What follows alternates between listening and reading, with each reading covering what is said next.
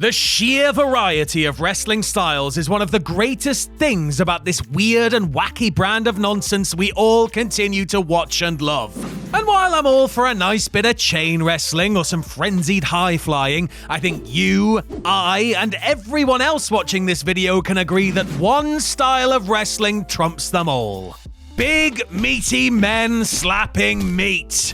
Yes, there's nothing quite like watching two or more big bastards throwing finesse out the window and hitting and throwing each other around really, really hard. So come and slap your meat with me, Sam Driver from Cultaholic Wrestling, as we look at 10 testosterone-boosting pro wrestling HOSS fights you need to see.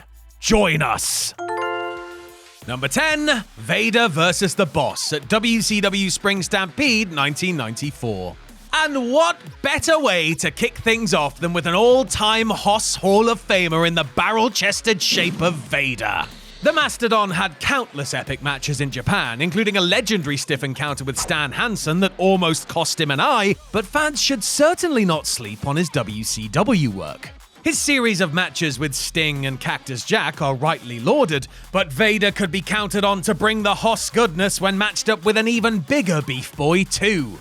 And Ray Traylor, wrestling as the Boss, was certainly no slouch.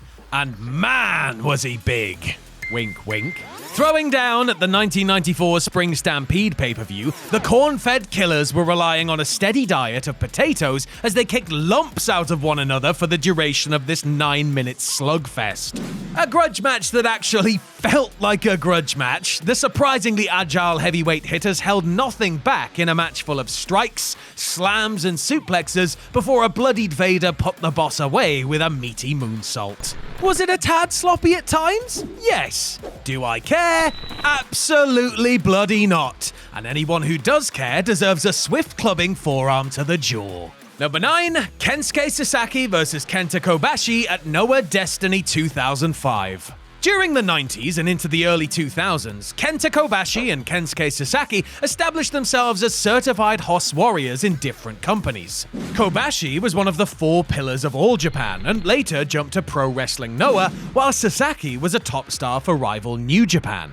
Needing a big draw for their second foray to the Tokyo Dome, Noah booked them against one another in an interpromotional dream match at Destiny 2005. Anticipation and expectations were high for this clash, which would be the first time the two men ever shared a ring together.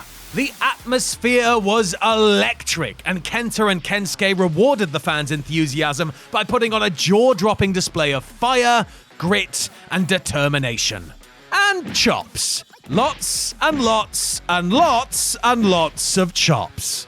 As in, like, close to 200, yes, 200 that were exchanged during their chest-pounding chop battle in the middle of the match. But the match is about so much more than that particularly famous sequence. The whole thing's incredible as they go hell for leather from the off and barely let up before Kobashi's moonsault ends it after close to 25 exhausting minutes. Now get back there and put some ice on those tits, boys. Number 8, Dominic Dijakovic vs. Keith Lee at NXT TakeOver Portland.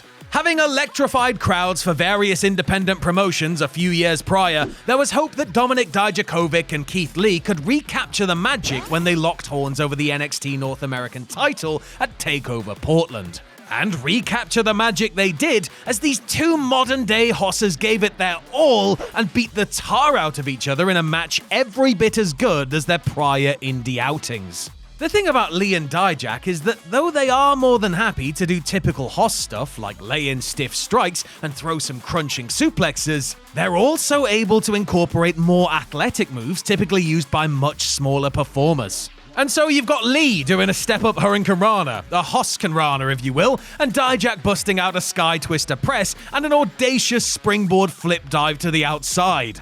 It's a match that will divide opinion because of spots like that and Dijak firing up immediately after taking a huge sit-out powerbomb during the closing stretch, but take nothing away from these two, they hossed it out and it was class. Number 7, Powerhouse Hobbs vs. Miro at AEW All Out 2023. Two other men doing their bit to keep the HOSS alive are Powerhouse Willie Hobbs and Miro, aka Rusev. The Redeemer's AEW run may have been a bit of a disappointment overall, and Hobbs has sadly been bitten by the injury bug more times than anyone would have liked, but at All Out 2023, these burly blokes showed just what they were capable of when healthy and motivated. The match would have ruled anyway because it was big meaty men slapping meat, but the in-ring action was accentuated by a crowd who made it just that bit more special. Because this is a match where the fans chanted meat, slap that meat, and everyone's favorite, meat forever. This only served to spur Hobbs and Miro on as they went mano a mano in what was arguably the best big man match in AEW history so far. There was nothing really fancy on display as they mainly just hit and slammed each other in various ways, but they did it all with conviction and gave good old JR sitting at the announce table a slobber knocker to savor. Number 6, Steve Williams vs. Terry Gordy, UWF Wrestling, September 20th, 1986. Before teaming up and conquering the world as the Miracle Violence Connection, Steve Dr. Death Williams and Terry Bam Bam Gordy feuded over the UWF title in Bill Watts' rebranded Mid-South Wrestling. Watts prized big, believable tough guys, and in Gordy and Williams had two of the biggest, toughest, and most believable in the business. When they collided one-on-one, something had to give. On their title match from the September 20th, 1986 edition of UWF Wrestling Television, Doc and Terry slugged it out in a gripping bout where the Oklahoma crowd was just dying for their hometown hero to bag the belt. With two hard-nosed, beer-drinking brutes like Gordy and Williams in there, you knew you weren't getting anything even close to something that resembled a technical wrestling match. And after amateur standout Williams did a bit of perfunctory mat wrestling to kick things off, it soon descended into a knockdown, drag-out brawl for the ages. Because why use a scientific hold when you can just punch a man in the throat, throw his face into a turnbuckle, or spike him on his head with a pile driver? That's what I always say anyway. I have always said that. Number 5, Goldberg vs. Scott Steiner at WCW Fall Brawl 2000.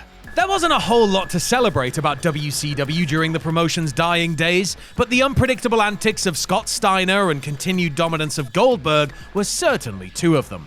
Booked in a no disqualification match not too terribly long after DeMann had broken Big Papa Pump's orbital bone with an errant punch, the prospect of the two men being allowed to turn each other into hamburger meat was a tasty one indeed. A tremendous power battle between two monsters who, to quote commentator Mark Madden, were juiced up on adrenaline. This one stands as a shining example of just why people loved watching both men so much. They just pummeled and threw each other around like jacked up ragdolls, with plenty of suplexes, spears, and hard slams on the menu. At one point that was equal parts reckless and absolutely friggin' awesome, Goldberg powered out the Steiner recliner and got his opponent up into an electric chair position before launching Freakzilla toward the top rope. It could have done without the interference from Mid-Asia and Vince Russo, obviously, but you can't fault the first-class HOSS work. Number 4, Brock Lesnar vs. The Undertaker at WWE No Mercy 2002. The speed with which Brock Lesnar progressed up the card after debuting on the main WWE roster was quite frankly startling. The next big thing had been pushed right out of the gate and had claimed the scalp of Hulk Hogan on the way to beating The Rock to become the then youngest WWE champion in history. But in many ways, his biggest test during his rookie year was defending the title against The Undertaker at No Mercy 2002. And it was a test that he passed with flying colors. Naturally, the dead man didn't make it easy for Lesnar, bouncing Brock around while using the cast on his arm to bust him open. Lesnar was soon back at it, giving Taker a good old-fashioned crimson mask of his own as they broke out the heavy artillery and utilized the cell and other objects to gloriously violent effect. The champ ultimately retained his title following an F5, but really, he'd survived as much as he'd won. It was a performance and result that helped legitimize Brock in the eyes of many fans. His HOSS credentials were never in doubt, but he let everyone know just what he was about on this night, with Undertaker giving just as good as he got. Number 3, Gunther vs. Drew McIntyre vs. Sheamus at WWE WrestleMania 39 Night 2. Stop me if you've heard this one before. A Scotsman, an Irishman, and an Austrian walk into a wrestling ring and proceed to beat the stereotypes out of each other for over 16 glorious minutes. Granted, it's not much of a punchline, but this surly triple threat from Night 2 of Mania 39 truly was a match made in meat heaven. The Celtic Warrior and the Ring General had already shown what they were capable of during their classic at Clash of the Castle the previous year. Adding McIntyre to the mix only went and made things about 33% more meaty.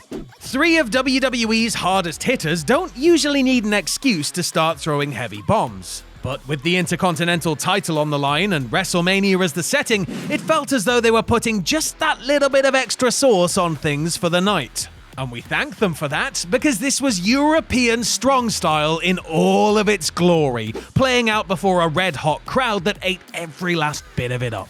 Undoubtedly in the conversation when it comes to best triple threat match ever, and even best WrestleMania match ever, Gunther vs. Drew vs. Sheamus is also one of the finest HOSS fights you're likely to find anywhere. Number 2, Samoa Joe vs. Kenta Kobashi at Ring of Honor Joe vs. Kobashi. When Kenta Kobashi was booked to wrestle for Ring of Honor in October of 2005, there was really only one man to match him up against. Kobashi had already established himself as one of the true GOATs, and as the aforementioned match with Kensuke Sasaki has shown, was still performing at the highest level. Samoa Joe, meanwhile, had established himself as one of the best independent wrestlers in the world, and was rapidly putting together his own enviable collection of classics. And a classic is exactly what Joe and Kobashi had in a hotel ballroom in New York. There may have been less than 1,000 people in attendance, but they were positively rabid for a dream match that somehow managed to not only live up to, but surpass the lofty expectations that had been placed on it. It was always going to be good and stiff, but few could have predicted just how much they would pulverize each other with chops, kicks, slaps, lariats, and other high-impact offense as the sweat flew and Joe's chest turned a color that made him look like Barney the strong-style dinosaur. Yes, it's somehow even better than you've heard. Get it watched. And number 1, Brock Lesnar vs. Roman Reigns vs. Braun Strowman vs. Samoa Joe at WWE SummerSlam 2017. SummerSlam 2017 was, it must be said, a very long and very disappointing show.